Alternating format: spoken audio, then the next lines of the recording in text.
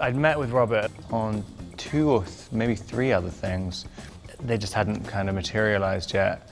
And I think I kept saying to Robert, I just want to do whatever you have that's the strangest thing you can possibly find. And he came back to me a few months later with Lighthouse, which as soon as I read it, I was like, wow, this is very strange. Very strange, correct. How long have we been on this rock? 5 weeks? 2 days?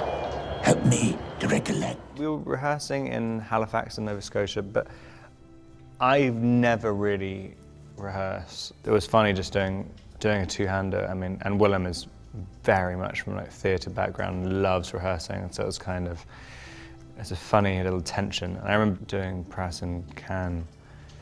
I thought we'd rehearse for 3 weeks, and Robert told me like, we rehearsed for 5 days. Like, what are you talking about? So I think it really took its toll on me. When you were on that Cape Foreshoe where we shot it, it's just really, really beautiful. I think you call it bluff, but there was nothing there at all. And if you were walking past, I mean, it looked like the most, you'd have absolutely no idea that it was a fake lighthouse, and it was absolutely stunning production design.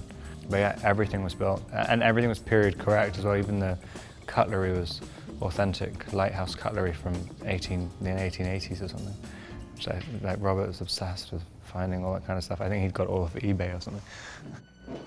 Just looking to earn a living, just like any man. Starting new. On the run.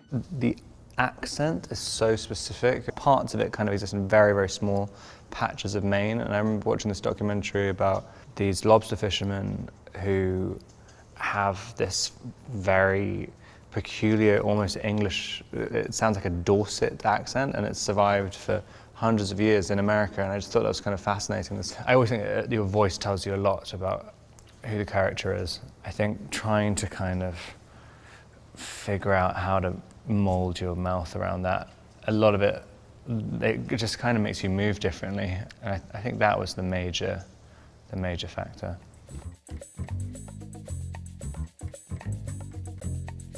What did I learn about mermaids? Huge vagina. Shockingly large. Definitely when the reveal of the mermaid genitalia. Oh god, that's a bit of a giveaway, isn't it? I learned nothing about mermaids at all. I really like Matt Reeves and his setup for it. I mean, it's an interesting direction. I don't think it's something from the comics which hasn't been really explored yet. Yeah, it's kind of crazy shoes to fill. I mean, it's interesting what the different directions you can take with it, and that kind of, for in some ways, quite a specific character. There's actually quite a lot of leeway. I mean, when you look at the different tones of all these movies, I mean, and the TV shows, I mean, you can do quite a lot with it. Yeah, I mean, like Batman was really the only kind of superhero who I really had any kind of connection with when I was growing up. I mean, and really, yeah, from the Tim Burton ones. I mean, I just kind of was obsessed when I was a kid. I don't know. I mean, it's very, very, very daunting. It's weird. I'm quite glad I'm doing Chris's movie right now because I've got something else to be nervous about. So I haven't got enough anxiety space in my head to really get too anxious about it yet. So I'm kind of quite happily just like figuring out how to do things without really thinking about the pressure yet. Where were you when you learned that you were going to be cast as the next Batman?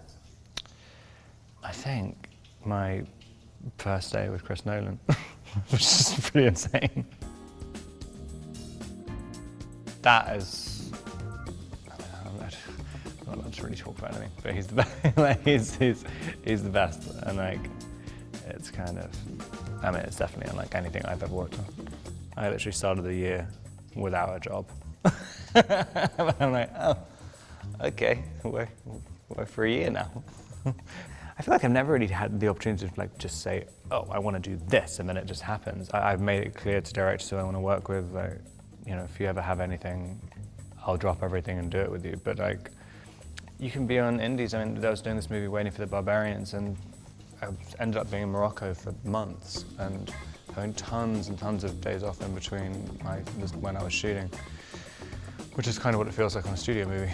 And then something like The Lighthouse, like, you know, you're just like, it's just every minute of the day, like late working till 6 o'clock in the morning.